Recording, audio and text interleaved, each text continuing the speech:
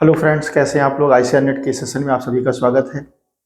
आप सभी को कंग्रेचुलेशन। एसआरबी के थ्रू जो है नोटिफिकेशन आउट कर दिया गया है, जिसमें कि एआरएस नेट और एसएमएस की पोस्टें, एआरएस की पोस्टें, टी6 की पोस्टें, ये सारी पोस्टें जो है नोटिफिकेशन के थ्रू आउट की गई हैं।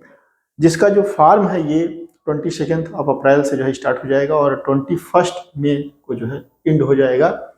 एग्ज़ाम की टेंटेटिव डेट 2 to 4 सितंबर 2025 है प्री की, और मेंस की जो डेट है वो 7 दिसंबर 2025 है। तो तैयारी जो है स्टार्ट कर दीजिए, जैसा कि हम लोग जो है डिस्कस करते भी हैं। और आईसीआर नेट के इस सेशन में हम लोग बूम एंड बस्ट साइकिल के बारे में डिस्कस करेंगे। तो चलिए सेशन को स्टार्ट करते हैं। तो यहाँ पे हम लोगों को समझना है बूम एंड बस्ट साइकिल क्या होता है। ये देखिए, एक साइंटिस्ट थे प्रीस्टले, जो है प्रीस्टले नाम के एक साइंटिस्ट थे। इन्होंने 1970 में ये कॉन्सेप्ट डेवलप किया था, boom and bast cycle. Previous video में हमने जैसा कि डिस्कस किया था वर्टिकल रेजिस्टेंसी और horizontal resistancy. Vertical resistancy, horizontal resistancy क्या होती है, ये आप जब वीडियो देख लेंगे तो बूम एंड बस्ट साइकिल का जो कॉन्सेप्ट है ये आपको इजीली समझ में आएगा। तो यहाँ पे क्या होता है, प्रीस्टले नाम के वैज्ञानिक ने ये बताया कि जब कोई भी नई वैरायटी जो है डेवलप होती है, न्यू वैरायटी जब डेवलप होती है और जिसके पास वर्टिकल रेजिस्टेंसी होती है, विथ वर्टिकल रेजिस्टेंसी, नई वैरायटी कोई डेवलप होती है वर्टिकल रेजिस्टेंसी के साथ में, तो इसका जो कल्टीवेशन होता है ये एक पर्टिकुलर एरिया में बढ़ जाता है। एक पर्टिकुलर एरिया में इसका जो कल्टीवेशन है ये काफ़ी ज़्यादा जो है इंक्रीज हो जाता है। कल्टीवेशन क्या होगा भाई, इंक्रीज हो जाएगा। कोई भी नई वैरायटी जिसके पास वर्टिकल रेजिस्टेंसी है, जब ये पहले डेवलप होती है तो इसका जो कल्टीवेशन है ये काफ़ी ज़्यादा जो है बढ़ जाता है, जिसको बोल देते हैं हम बूम पीरियड बोल देते हैं। अब देखिए ये क्या हो गया, नई वैरायटी क्या हो गई, ये हो गई होस्ट। और होस्ट अगर है तो इसका पैथोजन भी होगा, नेचर में पैथोजन है। अब ये जो पैथोजन है, यहाँ पे जब कोई वैरायटी पहले डेवलप होती है तो इस पैथोजन का इस पर्टिकुलर रेजिस्टेंसी के लिए जो फ्रीक्वेंसी है, जो पॉपुलेशन है, उतना ज़्यादा नहीं होता है। तो यहाँ पे क्या होता है कि न्यू पैथोटाइप जो होता है, न्यू पैथोटाइप इस पैथोजन का, ये या तो जो है इवॉल्व हो जाता है, या फिर अगर इसकी संख्या कम है तो फिर जो है इसकी संख्या इंक्रीज होने लगती है। तो यहाँ पे इस पैथोजन की संख्या भी क्या होगी भाई, इंक्रीज हो जाएगी। पैथोजन की संख्या क्या होगी, इंक्रीज होगी। इस न्यू पैथोटाइप की जो संख्या है वो इंक्रीज होगी, और जब इंक्रीज होगी तो यहाँ पे डिजीज जो है डेवलप हो जाएगी। डिजीज जो है डेवलप हो जाएगी। डिजीज जो है हम इसको बोलेंगे epidemic, disease epidemic. Disease develop हो जाएगी। जब ये डिजीज डेवलप हो जाएगी तो ये जो इंक्रीज हुआ था कल्टीवेशन, ये क्या हो जाएगा भाई, यहाँ पे जो कल्टीवेशन है वो डिक्रीज हो जाएगा। जो कल्टीवेशन है ये डिक्रीज हो जाएगा, मतलब यहाँ पे बस्ट पोजीशन हो जाएगी, यहाँ पे बस्ट पोजीशन हो जाएगी। अब ये जो पैथोजन है, जब ये डिजीज आ गई, इसको खत्म कर दिया, पूरी फसल जो है क्या हो गई, खत्म हो गई, एपिडेमिक हो गया। पैथोजन की संख्या क्या हो जाएगी, पैथोटाइप की संख्या डिक्रीज हो जाएगी। तो इस तरीके की साइकिल जो है ये नेचर में चलती रहती है, जो कि होस्ट और पैथोजन के बीच में ये जो है प्रक्रिया चलती रहती है। इसी को कहा गया boom and bast cycle Priestley के द्वारा। तो इसमें ये बताया गया कि अगर कोई वर्टिकल रेजिस्टेंसी के साथ में कोई वैरायटी डेवलप होती है तो इसका कल्टीवेशन जो है किसी पर्टिकुलर एरिया में काफ़ी ज़्यादा बढ़ जाता है, फार्मर इसको काफ़ी ज़्यादा ग्रो करने लगते हैं। लेकिन साथ ही साथ इसका पैथोजन जो होता है उसमें स्पेसिफिक पैथोटाइप इस पर्टिकुलर रेजिस्टेंसी के लिए डेवलप हो जाता है, और ये संख्या में इंक्रीज करता है, जिससे जो है डिजीज एपिडेमिक हो जाता है। मतलब ये जो वैरायटी है ये डिजीज से इन्फेक्टेड हो जाती है इस पैथोटाइप के द्वारा, और इसका कल्टीवेशन जो है ये बिल्कुल ख़त्म हो जाता है। मतलब ये जो है जब अफेक्टेड हो जाती है पर्टिकुलर डिजीज से, इसका कल्टीवेशन बिल्कुल खत्म हो जाता है, ये एक प्रकार से गायब हो जाती है फार्मर्स के फील्ड से, तो हम इसको बोलते हैं बस्ट।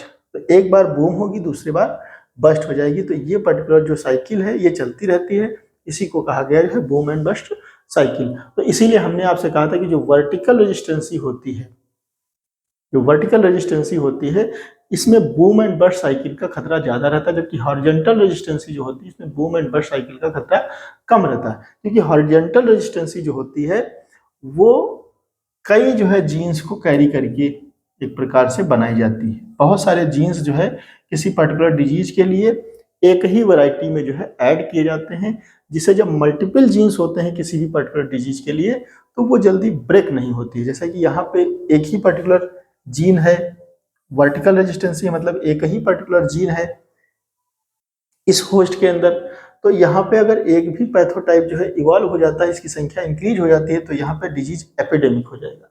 अब देखिए एपिडेमिक, इंडेमिक, पैंडेमिक और स्पोरेडिक ये डिजीज होती हैं, अलग अलग तरीके की डिजीज होती हैं। इनको भी हम लोग समझ लेते हैं। बूम एंड बस्ट साइकिल तो आप समझ गए होंगे, ठीक है। अभी देखिए हम लोग समझ लेते हैं ये क्या होता है। इंडेमिक एक डिजीज होती है, दूसरी जो है आपकी एपिडेमिक होती है, और तीसरी जो है आपकी स्पोरेडिक होती है, और चौथी जो है पैंडेमिक होती है। ये क्या होता है? देखिए इंडेमिक जो डिजीज होती है ये एक निश्चित एरिया पे, निश्चित लोकेशन पे ही जो है फैलती हैं ये बीमारियां।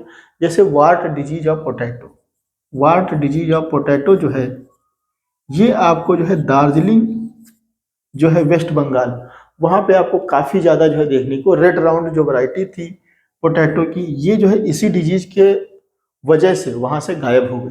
क्योंकि ये जो वार्ट डिजीज है ये पर्टिकुलर दार्जिलिंग जो, जहाँ पे आपको टी वगैरह का कल्टीवेशन काफी ज्यादा देखने को मिलता है, तो दार्जिलिंग जो हिल है वहां पे वार डिजीज का इन्फेस्टेशन काफी ज्यादा जो है रहता है। हिमाचल प्रदेश में भी देखने को मिलता है। तो एंडेमिक जो होता है ये जो है एक पर्टिकुलर रीजन स्पेसिफिक डिजीज होती है, और यहाँ पे जो डिजीज का इन्फेस्टेशन होता है ये मॉडरेट टू सिवियर होता है, मॉडरेट टू सिवियर होता है, बहुत ज्यादा हो सकता है, लेकिन ये लोकेशन स्पेसिफिक होता है। किसी एक पर्टिकुलर लोकेशन जो है पे ही ये डिजीज देखने को मिलती है, लोकेशन स्पेसिफिक ये डिजीज होती है, जिसको हम बोलते हैं एंडेमिक डिजीज, ठीक है। एपिडेमिक डिजीज जो होती है ये डिजीज एक लार्ज एरिया पे होती है, लार्ज एरिया पे होगी और लार्ज पॉपुलेशन पे भी होगी, लार्ज पॉपुलेशन पे भी होगी, मतलब काफी ज्यादा जो है पॉपुलेशन इससे जो है इन्फेक्टेड हो जाएगी। जैसे कि जैसे आपने देखा था कि जो है पोटैटो में late blight, late blight of potato जो कि आयरिश में जो है देखने को मिला था, आयरलैंड में जो कि देखने को मिला था, जिसको आयरिश फेमाइन के नाम से जानते हैं। या फिर जो ब्लास्ट डिजीज ऑफ पैडी देखने को मिला था। तो ये जो डिजीज थी ये जो है एपिडेमिक है नहीं। तो यहाँ पे लेड ब्लाइट ऑफ पोटैटो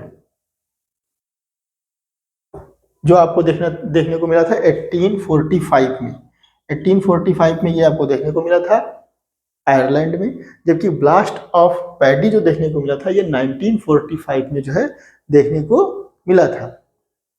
तो ये जो है क्या हो गई, ये एपिडेमिक डिजीज हो गई, जो कि लार्ज एरिया पे होगा, लार्ज पॉपुलेशन इससे जो है इन्फेक्ट होगी, और इसका जो अमाउंट होता है, जो इन्फेस्टेशन होता है ये सिवियर होता है, ये जो है सिवियर होता है, बहुत ज़्यादा जो है इन्फेक्ट हो जाती है पॉपुलेशन, काफ़ी ज़्यादा जो है डैमेज हो जाता है। तो इंडेमिक में क्या है कि ये एक लोकेशन स्पेसिफिक है, मॉडरेट टू सिवियर इन्फेस्टेशन होगा, एक पर्टिकुलर एरिया पे ही होगा ये जो है इसका infestation. Ward disease of potato ये जो है कॉमन इसका एग्जाम्पल है। एपिडेमिक में क्या होगा, इसका जो है जो इन्फेस्टेशन है वो सिवियर होगा, लार्ज एरिया पे होगा, लार्ज पॉपुलेशन इससे जो है इफेक्ट होगी। Late blight of potato 1845 and blast of paddy 1945 में जो देखने को मिला वो हो जाएगा। स्पोरेडिक क्या होता है, ये जो है जो डिजीज होती है, अच्छा ये भी एपिडेमिक में क्या है कि ये एक पर्टिकुलर इन्वायरमेंट्स बनने पे ही जो है देखने को मिलती है। ठीक है, तो यहाँ पे क्या है, एक स्पेसिफिक जब वातावरण बन जाएगा, जब पैथोजन के लिए सुटेबल इन्वायरमेंट्स क्रिएट हो जाएगा, तब जो है एपिडेमिक देखने को मिलती है। मतलब ये लगातार देखने को नहीं मिलेगी, कभी कभी आएंगी। जैसे कि हमने एग्जांपल दिया, लेट ब्लाइट ऑफ पोटैटो 1845 में देखने को मिला, ब्लास्ट ऑफ पैडी जो है 1945 में देखने को मिला। तो ये एक पर्टिकुलर जब इन्वायरमेंट्स बन जाएगा तब जो है देखने को मिलेंगी। ये जो डिजीज है, एंडेमिक जो डिजीज जो है, ये ईयर आफ्टर ईयर आपको देखने को मिलेगी। स्पोरेडिक जो है ये यदा कदा कहीं कहीं पे छिटपुट देखने को मिलेंगी, ये डिजीज ज्यादा देखने को नहीं मिलेंगी। पैंडेमिक जो डिजीज है, पैंडेमिक डिजीज जो है ये थ्रू आउट द कंट्री आपको देखने को, पूरी कंट्री में जो है आपको देखने को मिलेगा कि भाई बहुत ज्यादा पॉपुलेशन जो है इससे इन्फेक्ट हो गई। और ये जो है मॉडरेट टू सिवियर हो सकती है, इसका जो लेवल है ये मॉडरेट टू सिवियर हो सकता है। थ्रू आउट कंटिनेंट भी देखने को मिल सकता है। ठीक है, through out continent, through out country जो है ये देखने को मिल सकता है पैंडेमिक। जैसे कि पैंडेमिक डिजीज का अगर एग्जांपल लें तो सीरियल्स में जो रस्ट डिजीज होती है ये पैंडेमिक की कैटेगरी में आएगा। या फिर मोस्ट कॉमन एग्जांपल हम कहें जो कोविड-19 डिजीज हुई ह्यूमंस में, तो ये आपको देखने को मिला कि ज़्यादातर कंट्री जो है उसके जो लोग हैं वो इन्फेक्ट हो गए इस पर्टिकुलर डिजीज कोविड-19 से लेकर। तो ये पैंडेमिक डिजीज के कैटेगरी में आएगी। पैंडेमिक में क्या होता है कि through out the continent, through out the countries आपको इन्फेस्टेशन देखने को मिलता है। ठीक है, तो जो अभी हमने जो है बूम एंड बस्ट साइकिल में एपिडेमिक की बात की थी, तो एपिडेमिक का मतलब है कि एक पर्टिकुलर जो है कंडीशन बनेगी और जो पर्टिकुलर वैरायटी जो डेवलप हुई है वर्टिकल रेजिस्टेंसी जिसमें है वो क्या हो जाएगी, बस्ट हो जाएगी। जब पैथोजन इंक्रीज होगा तो एपिडेमिक बनेगा और एपिडेमिक बनने के बाद जो पर्टिकुलर वैरायटी है वो बस्ट हो जाएगी। अगेन ब्रीडर्स के द्वारा जो है नई वैरायटी डेवलप होगी जिसमें कि दूसरा जो है रेजिस्टेंट जीन ऐड किया जाएगा। फिर ये जो है ये कल्टीवेशन में आएगी, फिर जो है डिजीज एपिडेमिक होगी, फिर जो है बस्ट हो जाएगी। तो कम से कम ये 5 साल तक जो है इस तरीके से कोई भी न्यू वैरायटी डेवलप होगी वर्टिकल रेजिस्टेंसी के लिए, तो ये चलेगी, उसके बाद फिर से बस्ट हो जाएगी। एक कॉमन जो टाइम पीरियड होता है, लेकिन ये ऐसा कोई जरूरी नहीं है। कभी कभी क्या होता है कि जो वैरायटी डेवलप होती है ये फार्मर्स की फील्ड तक आने से पहले ही जो है डिजीज से इन्फेक्ट हो जाती हैं और ये जो है फार्मर्स के फील्ड तक आती भी नहीं है। ठीक है, तो ये जो है बूम एंड बस्ट साइकिल का जो कॉन्सेप्ट है ये प्रीस्टले के दौरान दिया गया था, इसको हमने समझा। आज के लिए बस इतना ही, मिलते हैं नेक्स्ट में। Thank you very much.